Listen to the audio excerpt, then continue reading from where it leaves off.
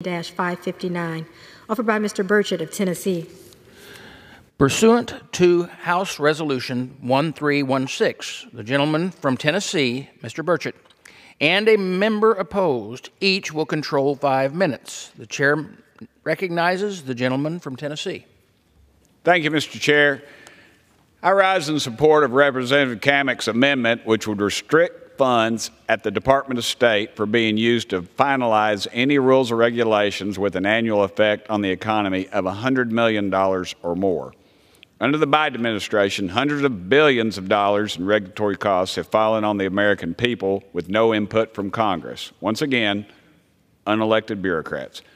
Biden's State Department is pursuing radical climate change initiatives abroad, funded by American tax dollars. Again, none of our business. A 2021 department memo directed funding away from carbon-intensive initiatives overseas, threatening projects with national security implications.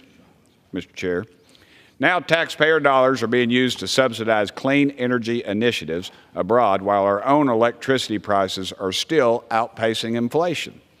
We should not allow unelected bureaucrats to impose regulatory costs behind closed doors.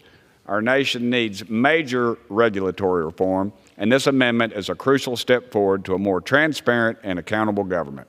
I urge my colleagues to support this amendment to restore congressional oversight over burdensome executive actions and require that any major rule be approved by Congress before taking effect.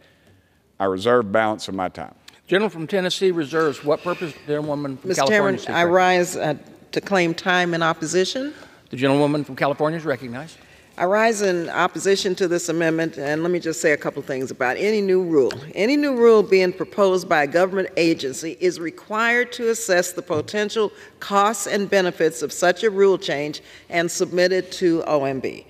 In some cases, it may make sense to pursue such a rule.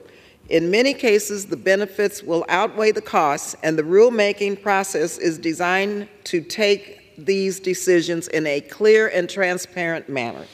A blanket prohibition such as this amendment just aims at tying an administration's hands while carrying out the laws that Congress enacted.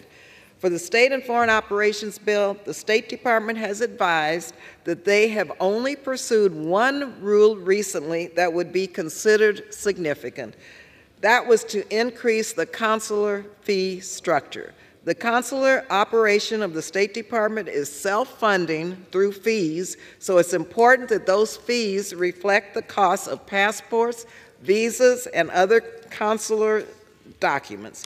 Congress delegates rulemaking authority to government agencies and has oversight over them.